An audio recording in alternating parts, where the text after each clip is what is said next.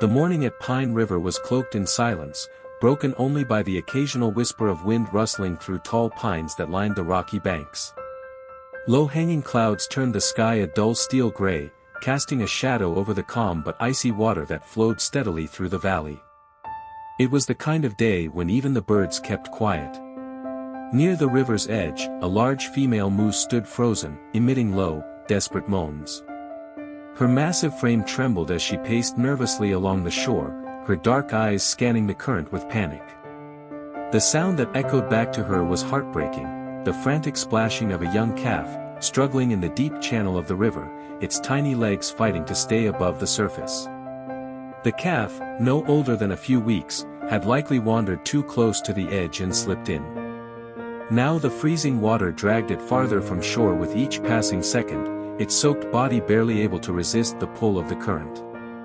The mother moose's cries grew louder, each one sharper than the last, as if she were begging the river to release her baby. Her hooves stomped the wet earth, but she didn't dare enter the current herself. She knew the river well, knew what it could take. Farther upstream, a retired forest ranger named Elliot Granger had been casting a line from the rocks. A man in his 60s, weather-worn and steady, Elliot had come to Pine River seeking peace and the quiet companionship of nature. After decades patrolling wilderness trails and rescuing lost hikers, he found comfort in silence and still water. But when he heard the pained cries echoing through the trees, his instincts kicked in instantly. He followed the sound, climbing over moss-covered stones and ducking beneath hanging limbs, until the scene unfolded before him, the frantic calf thrashing in the middle of the current, and the anguished mother powerless on the shore. Without a second thought, Elliot dropped his fishing gear, kicked off his boots, and shed his flannel jacket. The water would be brutally cold, but hesitation could cost the calf its life. He plunged into the river, the icy grip of it nearly stealing the breath from his lungs. Gritting his teeth, he powered forward, swimming against the current with strong, practiced strokes. The calf was exhausted, barely able to keep its snout above water. Elliot approached slowly, murmuring softly even though the young moose likely couldn't understand him. He moved with caution, one wrong move and the frightened animal might flail and injure them both. When he was close enough, Elliot reached out, grabbing a handful of the calf's slick, matted fur. The calf kicked in panic, but he held firm, wrapping an arm around its chest and starting the slow, brutal journey back to shore. Every stroke burned. The current fought him, the cold chewed at his muscles, and the calf wasn't light. But step by step, inch by inch, Elliot pressed forward, guided by nothing more than willpower and the distant cries of a desperate mother. His limbs ached, and black spots danced at the edge of his vision, but he pushed through the exhaustion. Finally, after what felt like an eternity, he reached the shallows. The mother moose, wild-eyed and towering, stood just feet away. She let out a low, rumbling call as Elliot gently laid the shivering calf on the grassy riverbank. He backed away slowly, hands raised, not in fear, but respect. The mother nudged her baby urgently, and after a few terrifying moments, the calf stirred, letting out a weak but clear bleat. It was alive. Cold and scared, but alive. Elliot collapsed onto a rock nearby, his hands trembling from the cold, his chest heaving.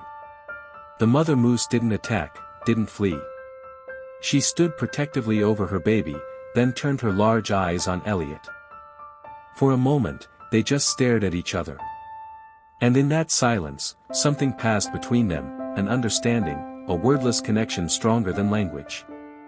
The mother let out a long, deep exhale and gave a single, subtle nod before guiding her calf into the safety of the nearby woods. Elliot watched them disappear into the trees, a strange warmth rising in his chest despite the chill still clinging to his skin. That night, he couldn't sleep. He kept picturing the calf's eyes, the mother's hesitant trust, and the silent bond that had formed beside the river. It had been years since he had felt something that pure. 3 mornings later, the fog had lifted, and the sunlight filtered through the trees, casting golden streaks on the water. The whole valley smelled of pine sap and wet moss. Elliot returned to the river, his usual spot waiting for him like an old friend. The world felt lighter somehow, like something important had happened, and he was different because of it.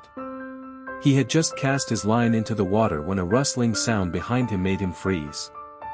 Slowly, he turned. Emerging cautiously from the tree lean were the same two figures, a full-grown moose and her calf, now more stable on its legs and walking with a bit of curiosity in its step. Elliot's breath caught. The mother moose moved forward slowly, stopping just a few feet away. Clutched carefully in her mouth was something remarkable, a large silver salmon, freshly caught, its body still glistening with dew. She stepped forward and, with a graceful motion, dropped the fish into Elliot's metal bait bucket. Elliot stared, stunned. The moment didn't feel real. A moose, an animal with no reason to trust a man, had brought him a gift. Not as a trade. Not as repayment. But perhaps as a sign of respect, of gratitude beyond the grasp of human logic. He lowered his head deeply, fingers touching the rim of the bucket as if to ground himself. When he looked up again, the mother was watching him calmly, her calf beside her, making soft sounds. A smile spread across Elliot's face. He didn't speak, didn't move to touch them. He simply stood in quiet acknowledgement, letting the moment bloom between them like a fragile, sacred thing. Then, with a quiet grunt, the moose turned. Her calf followed closely, pausing only once to glance back at the man who had pulled it from death. Their silhouettes slowly faded into the forest, leaving the river as still as it had been before, but somehow more alive. The tale spread quickly around the local towns and ranger stations. The story of the old man, the calf he saved, and the mother moose who left a fish in thanks became a whispered legend, shared over campfires, in bait shops, and by hikers passing through the valley. Some called it myth. Others called it miracle. But those who had lived close to the wild understood it best. And every time Elliot returned to Pine River, he brought with him a second fishing bucket.